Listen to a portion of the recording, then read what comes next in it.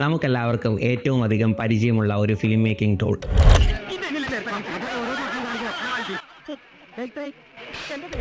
എന്നാൽ എന്തിനാണ് ഉപയോഗിക്കുന്നത് ഇപ്പോഴും ഒരുപാട് പേർക്ക് സംശയമുള്ളൊരു ടൂളാണിത്. ഫിലിം മേക്കിങ്ങിന്റെ ഐക്കണായി പോലും ഇതിനെ പലരും ഉപയോഗിക്കാറുണ്ട്. ക്ലാപ്പർ ബോർഡ്, സിംപ്ലി പറഞ്ഞാൽ ക്ലാപ്പ് ബോർഡ്, സ്ലേറ്റ് എന്നും ഇതിനെ വിളിക്കാറുണ്ട്.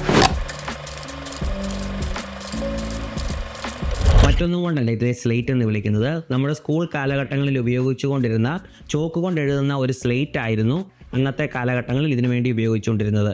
ഇന്നും without the clapper it's just A slate. പ്രധാനമായും ഒരു ക്ലാപ്പർ ബോർഡിന് രണ്ട് ഉപയോഗങ്ങളാണുള്ളത്. ഒന്ന് for singing the sound and the second one is for information. ഒരു റിയൽ ഫിലിം ലൊക്കേഷനിൽ സൗണ്ട് എപ്പോഴും റെക്കോർഡ് ചെയ്യുന്നത് ഒരു ഡെഡിക്കേറ്റഡ് സൗണ്ട് റെക്കോർഡർ ഉപയോഗിച്ചാണ്.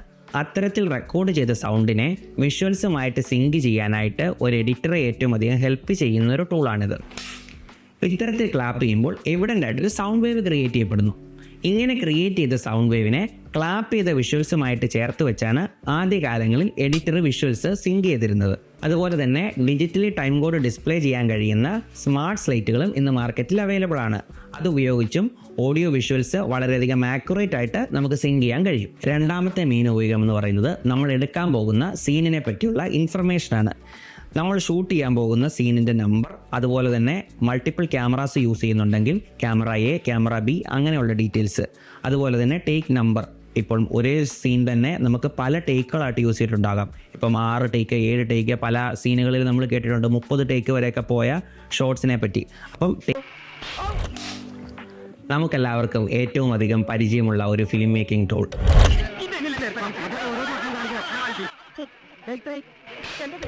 എന്നാൽ എന്തിനാണ് ഉപയോഗിക്കുന്നത് ഇപ്പോഴും ഒരുപാട് പേർക്ക് സംശയമുള്ളൊരു ടൂളാണിത്. ഫിലിം മേക്കിങ്ങിന്റെ ഐക്കണായി പോലും ഇതിനെ പലരും ഉപയോഗിക്കാറുണ്ട്. ക്ലാപ്പർ ബോർഡ്, സിംപ്ലി പറഞ്ഞാൽ ക്ലാപ്പ് ബോർഡ്, സ്ലേറ്റ് എന്നും ഇതിനെ വിളിക്കാറുണ്ട്. മറ്റൊന്നും കൊണ്ടല്ല ഇതിനെ സ്ലേറ്റ് എന്ന് വിളിക്കുന്നത്. നമ്മുടെ സ്കൂൾ കാലഘട്ടങ്ങളിൽ ഉപയോഗിച്ചുകൊണ്ടിരുന്ന ചോക്ക് കൊണ്ട് എഴുതുന്ന ഒരു സ്ലേറ്റ് ആയിരുന്നു അന്നത്തെ കാലഘട്ടങ്ങളിൽ ഇതിനു വേണ്ടി ഉപയോഗിച്ചുകൊണ്ടിരുന്നത്.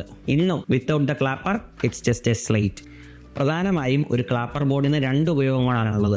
ഒന്ന് for singing the sound and the second one is for information.